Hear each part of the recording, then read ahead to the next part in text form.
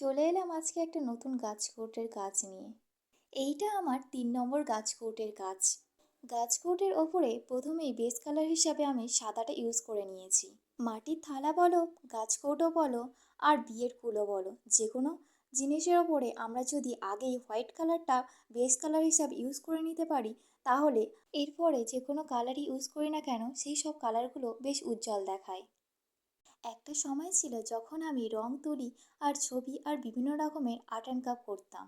শুধুমাত্র ভালো লাগতো তাই দিনরাত এই কাজগুলো নিয়ে পড়ে থাকতাম। বলা যেতে পারে একজন ক্ষুধার্ত মানুষ একদিন না খেয়ে যেমন অবস্থা হয়, ছবি রং তুলি এগুলো হাতে না ধরলে ঠিক তেমনই অবস্থা হয় একজন শিল্পীর কাছে। কখন যে এইসব কাজগুলো প্রফেশনালিভাবে নিয়ে নিলাম তা বুঝতেই পারিনি। তবে লকডাউন পিরিয়ডে যখন আমরা সবাই বাড়িতে বসেই থাকতাম, সবাই কি করতো জানি না, তবে আমি তো সারাদিন ছবিই আঁকতাম। কারণ আমার মনে তো সময়টা অনেক তাড়াতাড়ি কেটে যেত তাতে। তখন সেই সময় সবার মনে একটা ভয় আতঙ্ক কাজ করছিল।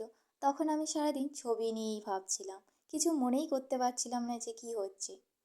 কিন্তু তখন আমি শুধুমাত্র পোর্ট্রেট বানাতেই পারতাম।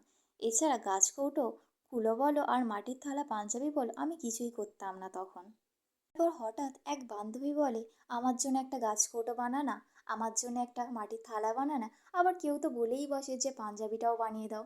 আমি তখন বলে, আমি তো এইসব কাজ করি না। তখন বলছে, তুমি তো আঁকতে পারো, সব কিছুই আর্ট অ্যান্ড ক্রাফট করো, তা এগুলো কেন করো না? তো সেই থেকে আমার এই কাজগুলো শুরু করা।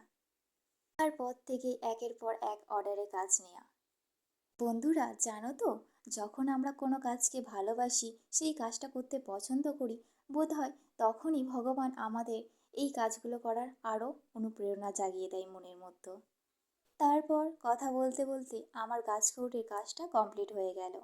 তো সবাই জানিও গাছকৌটোটা কেমন হলো। এটি একটু অন্যরকম করার চেষ্টা করলাম। দেখা হচ্ছে নতুন কোনো ভিডিওতে।